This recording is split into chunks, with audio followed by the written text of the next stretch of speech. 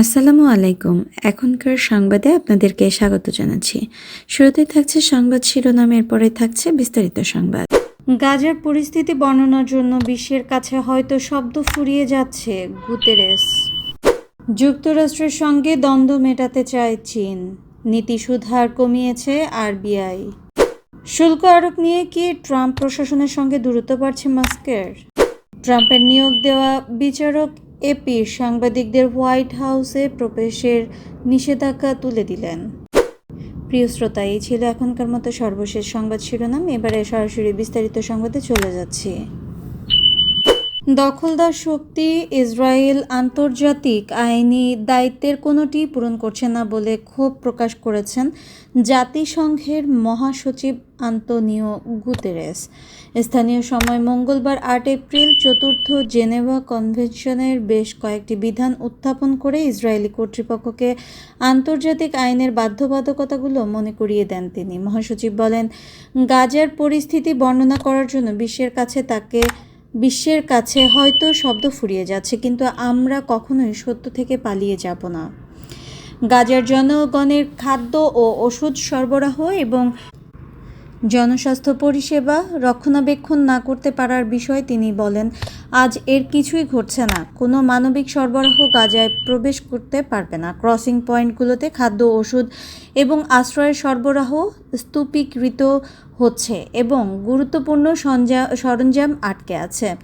New ইয়র্কে সাংবাদিকদের সঙ্গে কথা বলার সময় জাতিসংঘ প্রধান গাজার বর্তমান পরিস্থিতিকে আন্তর্জাতিক আইন এবং ইতিহাসের দৃষ্টিতে সম্পূর্ণ অসহনীয় বলে বর্ণনা করেন। তিনি সতর্ক করে বলেন, বেসামরিক নাগরিকদের সুরক্ষা, অমানবিকীকরণ বন্ধ এবং শান্তি পুনরুদ্ধারের জন্য জরুরি পদক্ষেপ না নিলে পশ্চিম তীরের পরিস্থিতি একই রকম সংকটে পরিণত হতে পারে। গুতেরেস গাজায় অবিলম্বে নিঃশর্ত যুদ্ধবিরতি এবং পূর্ণ মানবিক প্রবেশাধিকার পুনরুদ্ধারের আহ্বান জানিয়েছেন। তিনি আরও বলেন, ১ মাসেরও বেশি সময় ধরে এই অঞ্চলে ত্রাণ প্রবেশের ফলে ইতিমধ্যেই ভয়াবহ মানবিক সংকট আরও তীব্রতর হয়েছে। তিনি বলেন, ১ মাসেরও বেশি সময় ধরে গাজায় এক ফোঁটাও সাহায্য আসেনি। খাবার নেই, জ্বালানি নেই, ওষুধ নেই, বাণিজ্যিক ভিত্তিক কোনো প্রকার সরবরাহ নেই। সাহায্য ফুরিয়ে যাওয়ার সঙ্গে সঙ্গে ভয়াবহতার দ্বার আবার খুলে গেছে। গাজায় কিছু পৌঁছাতে হলে ইসরায়েলি কর্তৃপক্ষের অনুমোদন ব্যবস্থা চালুর দিকে হাঁটছে ইসরায়েল। এর নিন্দা করে তিনি বলেন, এটি কেবল শেষ ক্যালোরি এবং শেষ আটার দানা পর্যন্ত সাহায্য পৌঁছানোকে আরও নিয়ন্ত্রণ এবং নির্মমভাবে সীমিত করার ঝুঁকি তৈরি করে। তিনি বলেন, জাতিসংঘ এমন কোনো ব্যবস্থা মানবে না যেটি মানবিক নীতিগুলোকে সম্পূর্ণরূপে সম্মান করে না। মানবতা, নিরপেক্ষতা, স্বাধীনতা এবং নিরপেক্ষতা। তিনি সতর্ক করে বলেন, গাজার পরিস্থিতি একটি হত্যাক্ষেত্রে পরিণত হয়েছে এবং খাদ্য, ওষুধ, জ্বালানি এবং অন্যান্য প্রয়োজনীয় সরবরাহের ওপর অবরোধের ফলে বেসামরিক নাগরিকরা অন্তহীন মৃত্যুর চক্রে আটকা পড়েছে। তিনি আক্ষেপ করে বলেন, যুদ্ধবিরতি ভেঙে যাওয়ার মাধ্যমে সব কিছু শেষ হয়ে গেল। গাজার ফিলিস্তিনি পরিবার এবং ইসরায়েলের জিম্মিদের পরিবারের আশা ডুবে গেল। গুতেরেস বলেন, আমাদের অবশ্যই আমাদের মূল নীতিগুলোতে অটল থাকতে হবে। অমানবিকীকরণ বন্ধ করার, বেসামরিক নাগরিকদের সুরক্ষা দেওয়ার, জিম্মিদের মুক্তি দেওয়ার, জীবন রক্ষাকারী সহায়তা নিশ্চিত করার এবং যুদ্ধবিরতি পুনরায় শুরুর সময় এসেছে।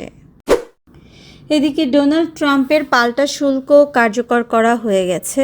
সেই সঙ্গে বুধবার সকালে এশিয়ার শেয়ার বাজারে আবারও পতন হয়েছে। মূলত ট্রাম্প চীনের প্রতিশোধমূলক শুল্কের জবাবে চীনের পণ্যের অতিরিক্ত অর্থাৎ মোট ১০৪% শুল্ক আরোপ করেছে। এই ঘটনার জেরে আজ সকালেই এশিয়ার শেয়ার বাজারে পতন হয়েছে। প্রভাব পড়েছে অন্যান্য বাজারেও।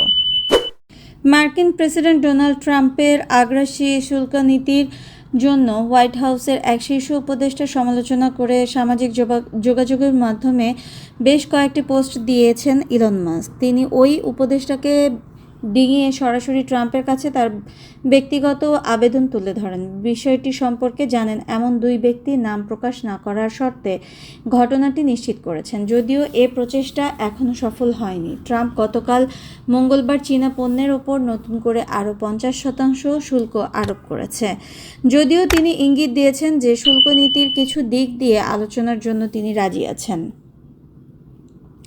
এরই মধ্যে ইলন মাস্ক সামাজিক যোগাযোগ মাধ্যম এক্সে একটি ভিডিও পোস্ট করেছেন। সেখানে তিনি প্রয়াত রক্ষণশীল অর্থনীতিবিদ মিল্টন ফ্রিডম্যানের আন্তর্জাতিক বাণিজ্য সহযোগিতার ইতিবাচক দিকগুলো তুলে ধরেছেন। তিনি ব্যাখ্যা করেন যে ব্যক্তিগত সম্পর্ক নয়, বরং পণ্যের দামের ওপর ভিত্তি করে বাজার ব্যবস্থা পরিচালিত হয়। এমনকি একটি সাধারণ কাঠের পেন্সিলের উপকরণগুলো সারা বিশ্ব থেকে সংগ্রহ করতে হয়।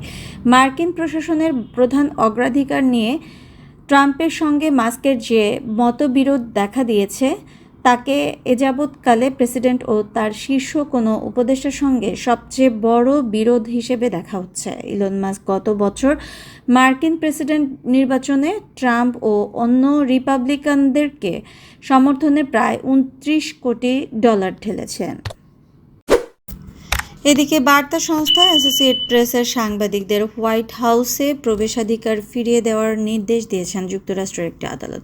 গালফ অব মেক্সিকো লেখা হবে নাকি ট্রাম্পের গালফ অব আমেরিকা, এ নিয়ে বিরোধের সূত্র ধরে বার্তা সংস্থা এপির সাংবাদিকদের হোয়াইট হাউসে প্রবেশ করতে দেওয়া হচ্ছে না। এর বিরুদ্ধে আদালতে গেছে এপি। গতকাল মঙ্গলবার ডিস্ট্রিক্ট বিচারক ট্রেভর ম্যাকফাডেন তার আদেশে বলেছেন, ট্রাম্প প্রশাসন এপির সাংবাদিকদের ওপর যে নিষেধাজ্ঞা আরোপ করেছে তা যুক্তরাষ্ট্রের সংবিধানের সঙ্গে সাংঘর্ষিক। সংবিধানে বাক স্বাধীনতার নিশ্চয়তা দেওয়া হয়েছে।